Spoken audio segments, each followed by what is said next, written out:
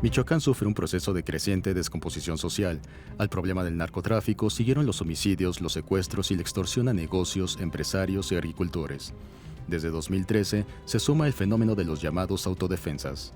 Los grupos de autodefensa comunitaria, también conocidos como Policía Popular o Comunitaria, son grupos integrados por civiles que desde hace un año tomaron las armas ante su frustración por la incapacidad de las autoridades para garantizar la seguridad de su vida y su propiedad.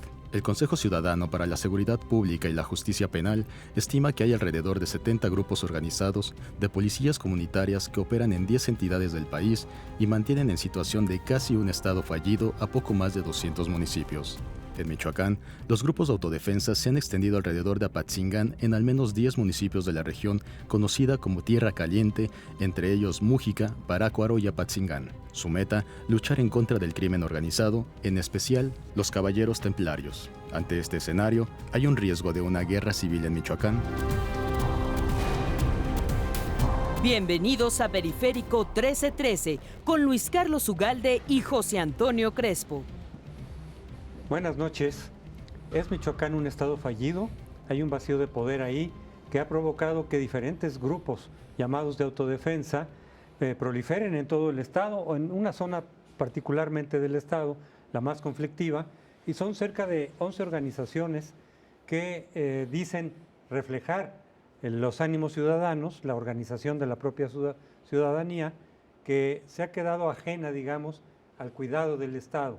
Ellos reclaman como justificación el hecho de que las autoridades estatales y también las autoridades federales no han podido detener al crimen organizado, que afecta no solamente en materia de narcotráfico, que eso en realidad no afecta directamente a los ciudadanos, sino muchos otros delitos, extorsiones, secuestros, de cobros de derechos de piso, es decir, impuestos extralegales, bajo amenaza, desde luego, de violencia, de asesinato, desaparición, y de tal manera que ellos dicen, pues si el Estado no se ocupa de nosotros, nosotros podemos organizarnos, adquirimos armas y nos hacemos cargo de la seguridad.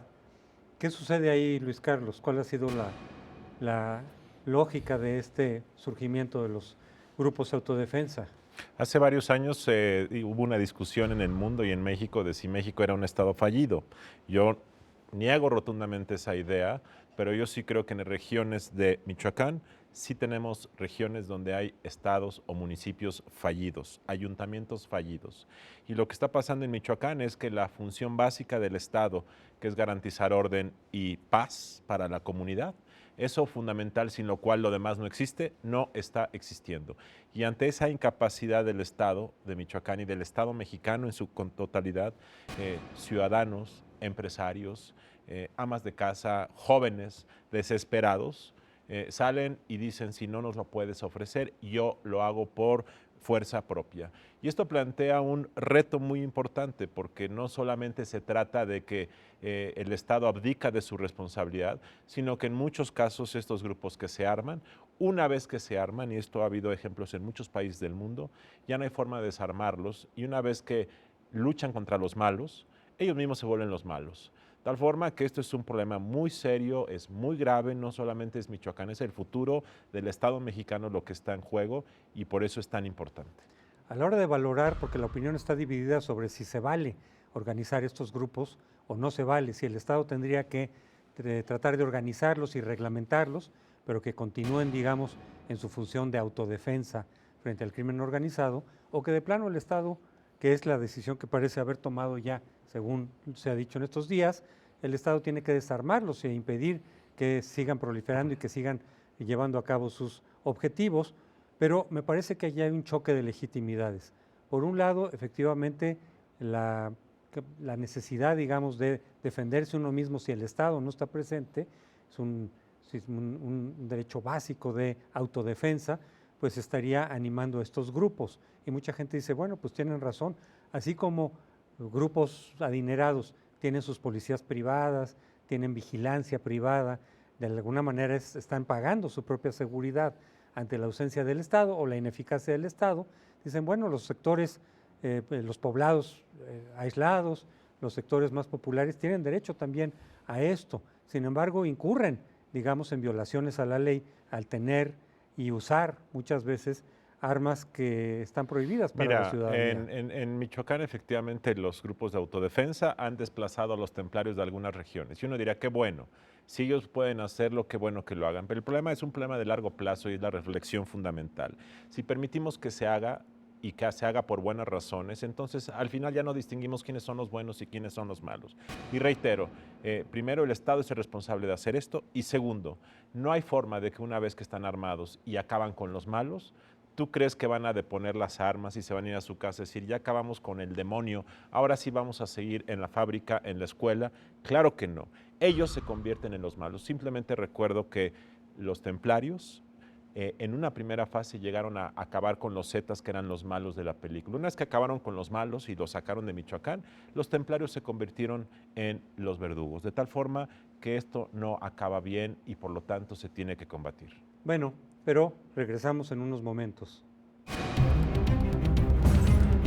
Frente al recrudecimiento de la violencia y casi guerra civil en algunas regiones de Michoacán, marinos y soldados y policías federales incursionaron en Michoacán con el objetivo de asumir la seguridad de la región y desarmar a los autodefensas. En el marco del Pacto por Michoacán, el secretario de Gobernación demandó a estos grupos a deponer sus armas, regresar a sus lugares de origen y reincorporarse a sus actividades cotidianas. Algunos grupos de autodefensas cedieron al llamado de las autoridades, pero otros condicionaron la entrega de las armas hasta que se capture a los jefes del cártel de los Caballeros Templarios. ¿Qué pasará con los grupos de autodefensas en el mediano y largo plazo? En estos días hemos visto la violencia que se ha desatado en Michoacán por el tema de los grupos de autodefensa luchando contra los templarios. Pero hay 13 entidades de México y 68 municipios donde ya hay este tipo de grupos organizados. En Tabasco, en Puebla, en Guerrero, en Oaxaca, por mencionar algunos. Es un problema que si no se detiene a tiempo, tiende a dispersarse. Y el problema es aquí que no se puede distinguir quién está luchando contra quién financia a quién. Hace 20 años en Colombia surgieron fuerzas de autodefensa que llegaron a sumar miles de ellas, José Antonio. Y al final fue el propio Estado el que tuvo que detener estos grupos porque se habían convertido no solamente en los salvadores del bien en contra del mal, como ahora estos grupos se llaman. Después empezaron a secuestrar, empezaron a hacer actos terroristas, bombazos y masacres, y fue un problema muy serio. De tal forma que las consecuencias de no detener esto a mí me parece que son de la mayor gravedad. Yo coincido en eso.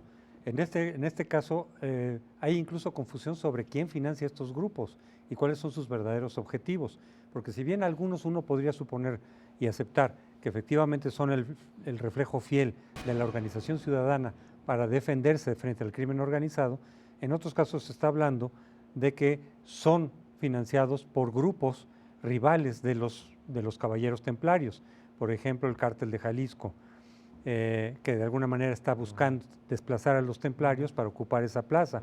Eso tampoco es una tesis descabellada, porque sabemos que eso hacen los cárteles cuando están en su confrontación.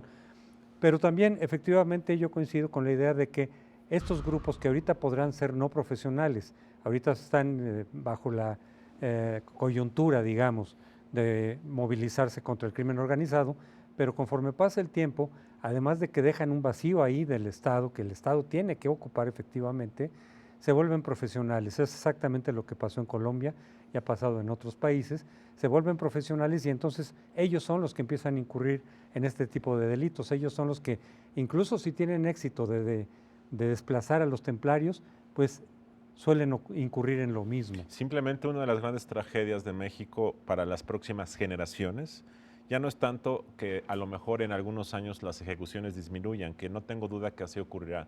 El problema es que a un joven de 16 años o de 18 lo entrenas para hacer un grupo paramilitar o autodefensa, combate ahí año y medio, 2 años, se va de su casa, se va a la sierra, se va a la montaña, prueba lo que es la adicción de la adrenalina de estar con un arma y matar gente, y después reincorporar a este joven a la vida civil, a la fábrica, a la escuela, a la universidad, es casi imposible. De tal forma que la consecuencia no solamente en términos de violencia, sino en términos del tejido social es de la mayor gravedad.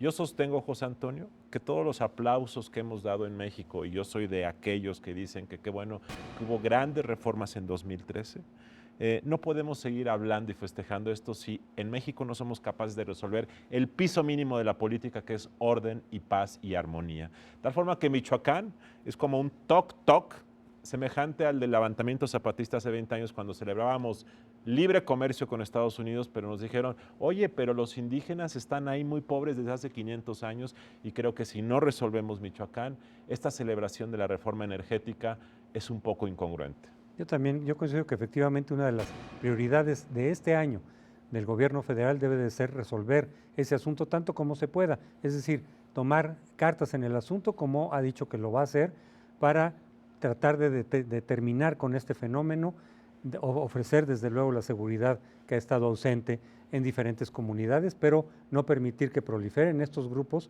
y que se profesionalicen y que continúen, digamos, con estas actividades, porque efectivamente lo que vemos ahí es un estado fallido en esta zona, y muchos hablan incluso de que están ahí presentes todas las características de una guerra civil, una guerra civil localizada, una guerra civil que no abarca todo el país, pero que claramente tiene las condiciones de una guerra civil entre grupos que se puede seguir desbordando.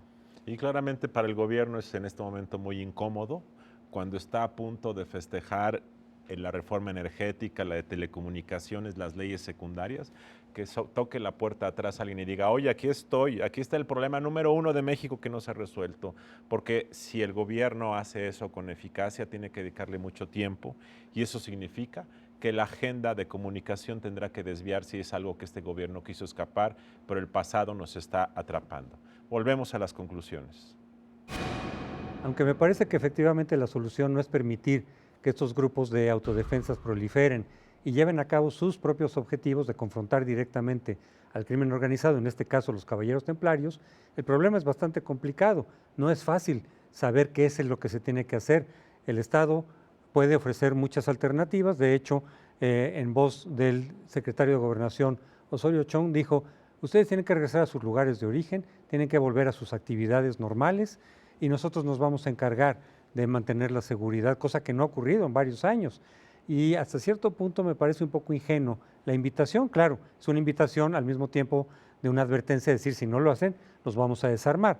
Pero es muy difícil que de pronto estos grupos digan, ok, entonces nos hacemos a un lado, volvemos a ponernos en manos de a ver si el Estado puede o no puede garantizar la seguridad, si puede o no puede desarmar a los templarios, que es lo que se tiene que ocurrir, recuperar la soberanía en esa zona, para entonces sí nosotros podernos regresar a nuestras actividades normales. Mira, cada uno de estos, muchos de los que están en los grupos de autodefensa han sufrido la muerte de un familiar, son contratados por empresarios que están hartos de la extorsión, han visto violaciones, ha habido violaciones de familias, de hermanas, de primas, es gente desesperada, no todos, algunos están aprovechando la confusión para llevar agua a su molino, pero muchos de ellos son ciudadanos realmente desesperados. Entonces llega el Estado, llega el gobierno, llega el ejército, los desarma. Primero el riesgo de que los desarma y los templarios saben que ya están desarmados y van y los van a acribillar. Pero después es cuál es la eficacia del gobierno del Estado mexicano para poder parar este problema. Están entrando a Apatzingán en estos días, pero Apatzingán es el bastión número 1 de los templarios, de tal forma que no me parece que vaya a ser muy rápido el éxito. 2, si no dan resultados rápido, todos los grupos de autodefensa en 3 entidades van a decir, ¿por qué le vamos a hacer caso al ejército y a la policía? Ve lo que les pasó en Michoacán, los desarmaron y les fue peor. Tal forma que yo sí creo, José Antonio, que en estos días y semanas se juega parte del futuro y de la legitimidad del Estado, y no solamente en materia de la seguridad pública. Reitero, toda la agenda reformista del Pacto por México, que yo aplaudo, puede estar en entredicho si no somos capaces de solucionar el piso mínimo de seguridad de México. Efectivamente, no es solamente un problema de seguridad, sino de gobernabilidad. Y en ese sentido, estaremos atentos a lo que ocurre en las próximas semanas y meses. En este asunto, les agradecemos que nos haya acompañado. Los esperamos el próximo jueves.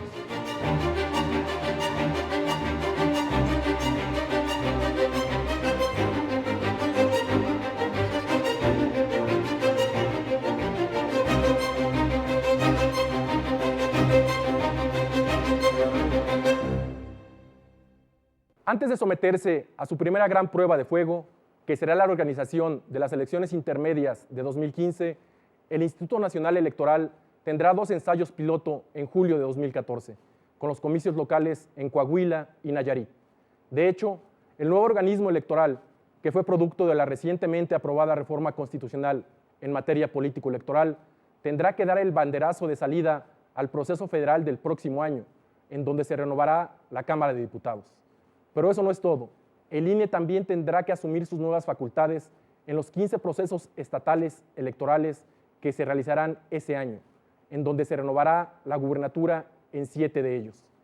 Ante esos desafíos, el órgano nacional de elecciones tiene el mismo reto que en 1997 tuvo el Instituto Federal Electoral, que al frente de José Woldenberg organizó las primeras elecciones confiables en la historia contemporánea de México, luego de 70 años de aplanadoras y carros completos del otrora partido hegemónico, el PRI, hoy de regreso en el poder presidencial.